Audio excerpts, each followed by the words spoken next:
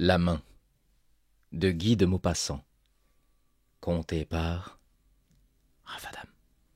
On faisait cercle autour de monsieur Bermutier, juge d'instruction, qui donnait son avis sur l'affaire mystérieuse de Saint-Cloud.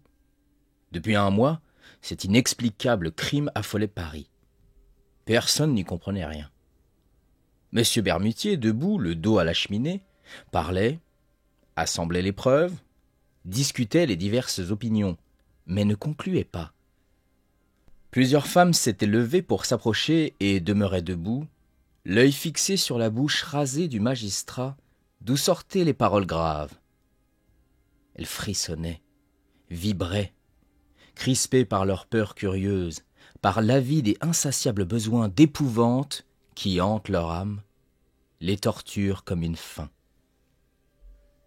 Une d'elles, plus pâle que les autres, prononça pendant un silence. « C'est affreux. Cela touche au surnaturel. On ne saura jamais rien. » Le magistrat se tourna vers elle. « Oui, madame, il est probable qu'on ne saura jamais rien. Quant au mot surnaturel que vous venez d'employer, il n'a rien à faire ici. Nous sommes en présence d'un crime fort habilement conçu, fort habilement exécuté, si bien enveloppé de mystère que nous ne pouvons le dégager des circonstances impénétrables qui l'entourent. Mais j'ai eu, moi, autrefois, à suivre une affaire où vraiment semblait se mêler quelque chose de fantastique. Il a fallu l'abandonner d'ailleurs, faute de moyens de l'éclaircir.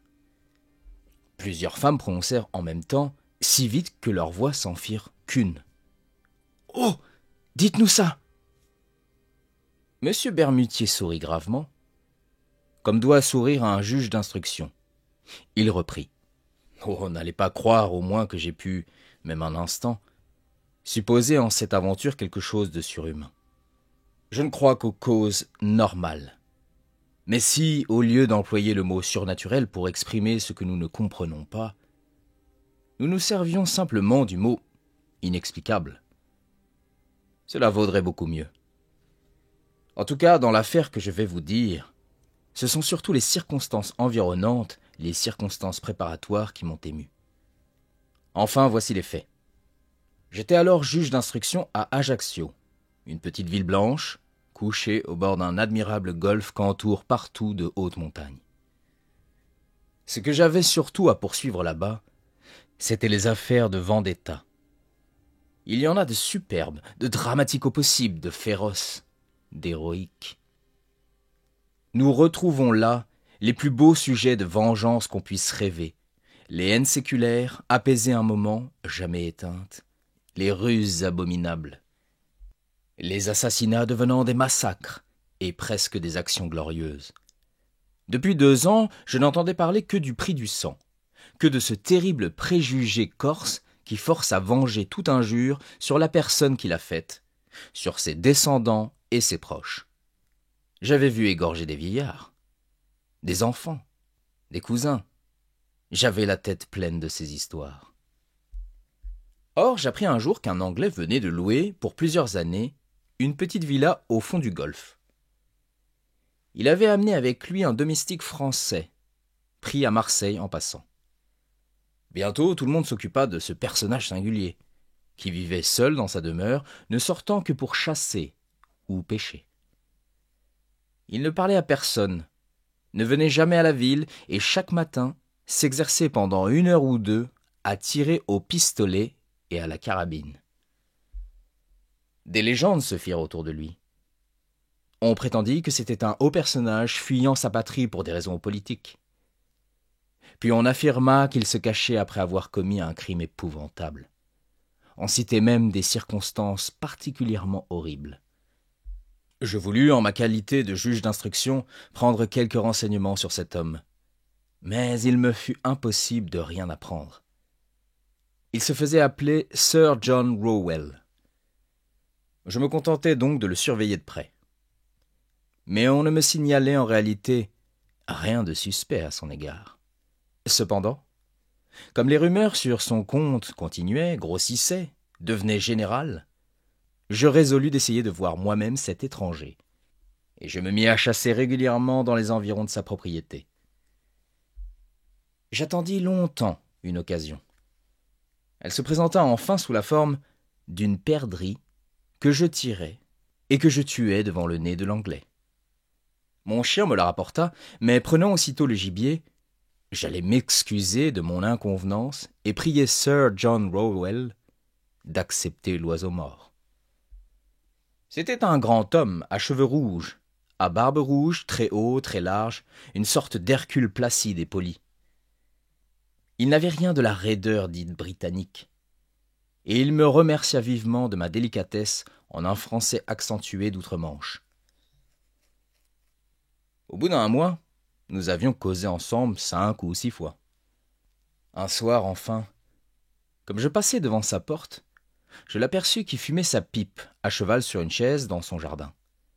Je le saluai, et il m'invita à entrer pour boire un verre de bière. Je ne me le fis pas répéter. Il me reçut avec toute la méticuleuse courtoisie anglaise, parla avec éloge de la France, de la Corse, déclara qu'il aimait beaucoup 7 pays et 7 rivages. Alors je lui posai avec de grandes précautions et sous la forme d'un intérêt très vif, quelques questions sur sa vie, sur ses projets. Il répondit sans embarras, me raconta qu'il avait beaucoup voyagé en Afrique, dans les Indes, en Amérique. Il ajouta en riant « J'avais eu beaucoup d'aventures, oh yes ».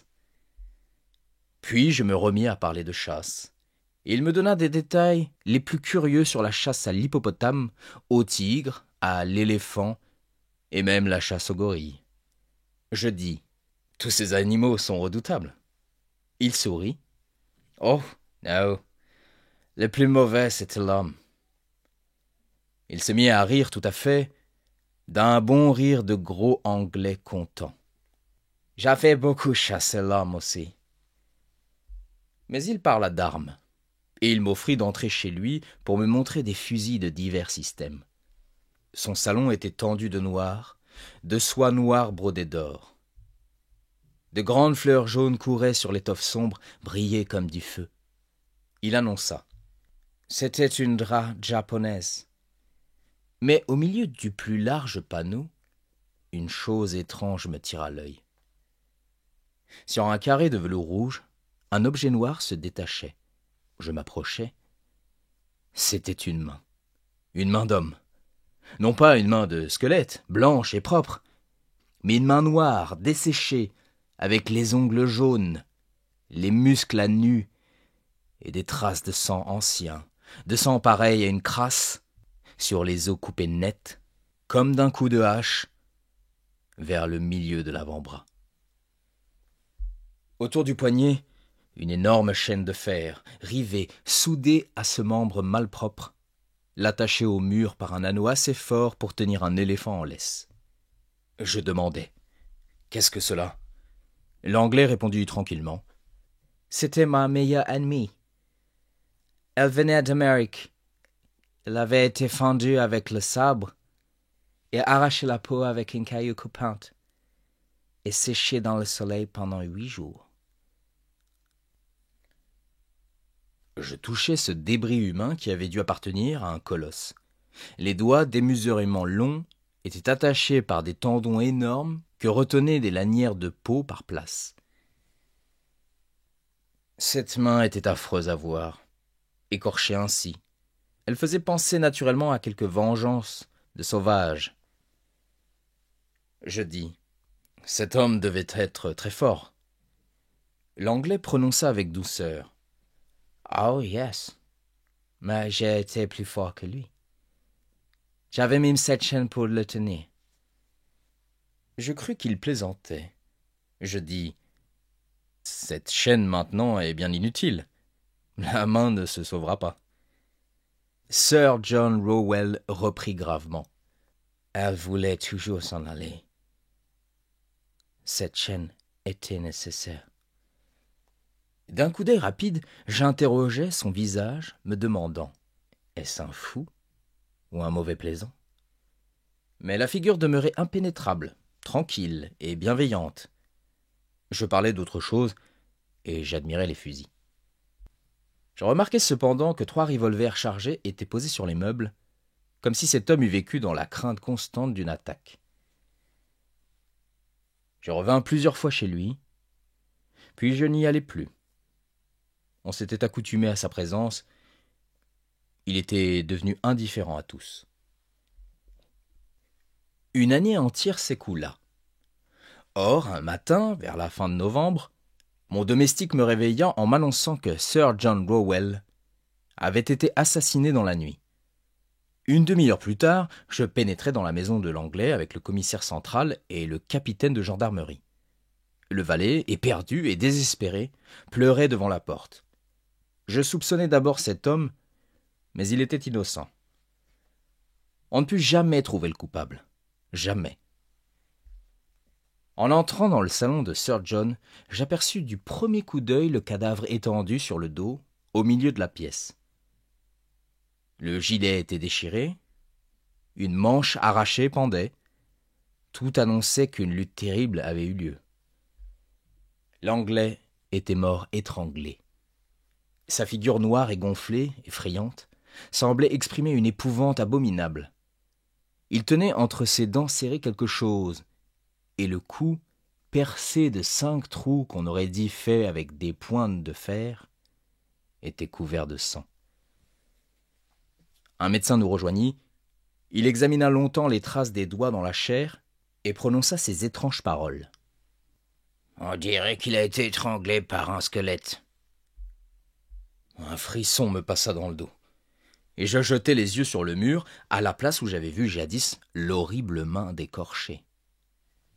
Elle n'y était plus. La chaîne brisée pendait. Alors je me baissai vers le mort, et je trouvai dans sa bouche crispée un des doigts de cette main disparue, coupé, ou plutôt scié par les dents juste à la 2e phalange.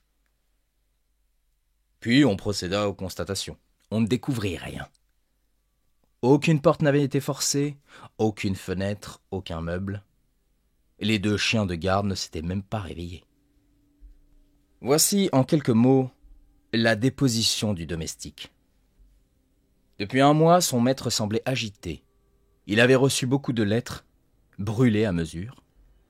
Souvent, prenant une cravache, dans une colère qui semblait de la démence, il avait frappé avec fureur cette main séchée, scellée au mur et enlevée on ne sait comment, à l'heure même du crime. Il se couchait fort tard et s'enfermait avec soin. Il avait toujours des armes à portée du bras. Souvent, la nuit, il parlait haut, comme s'il se fût querellé avec quelqu'un. Je communiquai ce que je savais du mort aux magistrats et aux officiers de la force publique, et on fit dans toute l'île une enquête minutieuse. On ne découvrit rien. Or, une nuit, 3 mois après le crime, j'eus un affreux cauchemar.